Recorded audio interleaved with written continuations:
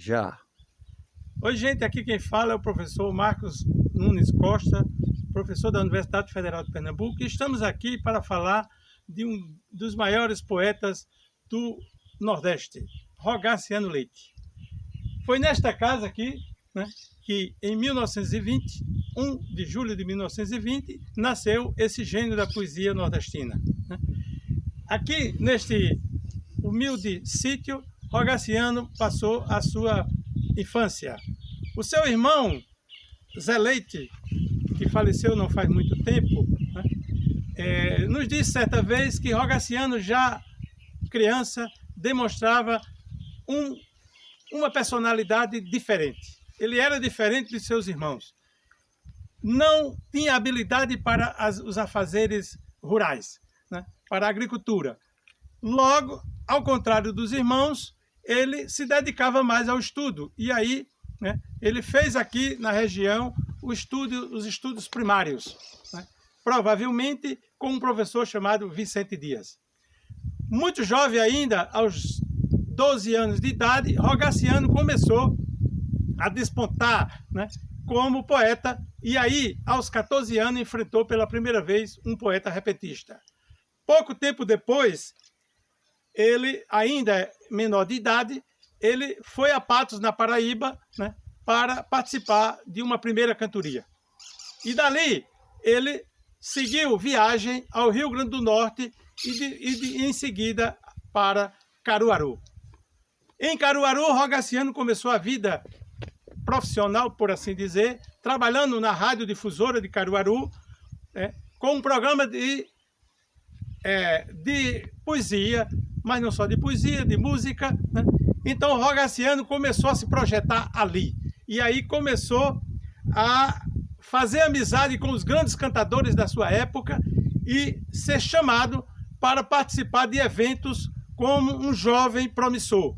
E aí nós temos notícias ali nos anos 30, quando Rogaciano tinha em torno de 22 anos, 23 anos, Rogaciano já aparece nos jornais do Recife, participando de eventos como, por exemplo, no Clube Náutico Caparibe, das rádios do Recife.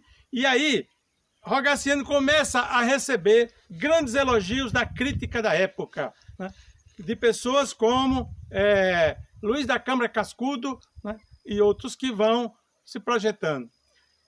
No início dos anos 40, Rogaciano transfere-se para o Ceará.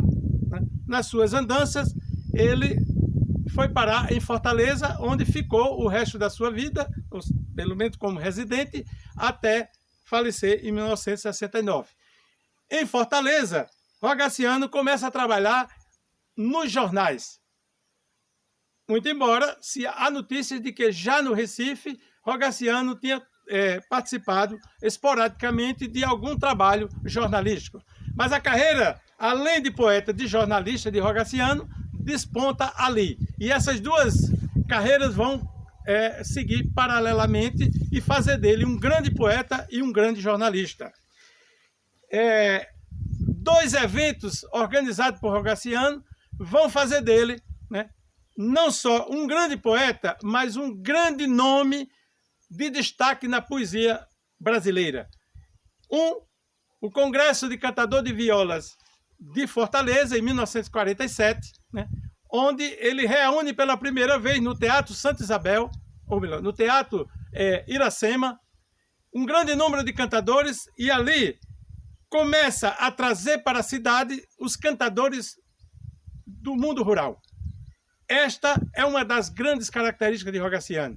Ele era um homem simples, um homem que foi criado no mundo rural e que começa a levar os seus colegas, os seus companheiros, aqueles que trabalhavam caminhando pelos sertões, fazendo a chamada cantoria de pé de parede, e ele leva para a cidade, e esse povo começa a aparecer no cenário.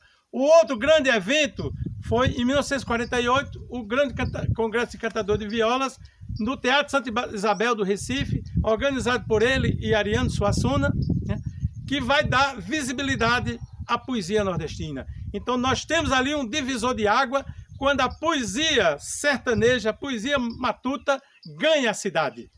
Mais do que isso, passados os congressos, o Rogaciano organizou caravanas de poetas e os seus amigos, os irmãos Batista, né, Pinto do Monteiro, né, os dois companheiros dele, que ele fez dupla durante muito tempo, aliás, três, o Domingos Fonseca, o Batista Amorim e o Cega Aderaldo. Então, o Rogaciano começou a levar esse pessoal para o sul do país, e aí ele vai cantar, né, nas grandes capitais, principalmente Rio de Janeiro e São Paulo, cantando a convite para grandes nomes como o governador Adhemar de Barros, para presidente da República como Jânio Quadro e tal. Ora, além dessa sua carreira poética, paralelamente, Rogaciano trabalha para os grandes jornais do país, tendo obtido 3 prêmios Essos, né, de jornalismo, com 3 matérias, 2 na Amazônia e uma sobre o homem da cana-de-açúcar aqui no Nordeste. Então, Rogaciano foi um grande gênio comparado e tido pela crítica por Jorge Amado, por grandes nomes no Brasil, como uma espécie de segundo Castro Alves. Então, a grande característica de Rogaciano é que ele era um poeta que ia do popular ao erudito. Né? Escreveu vários poemas, livros, principalmente o que fez mais fama, o principal livro dele, Carne e Alma. Esse é o Rogaciano que nasceu nesta casa humilde, né? Mas que esse mundo aqui era muito pequeno para ele e que ele ganhou o mundo muito cedo e se projetou, e se não tivesse falecido tão jovem, com 49 anos, teria sido um dos maiores poetas do Brasil.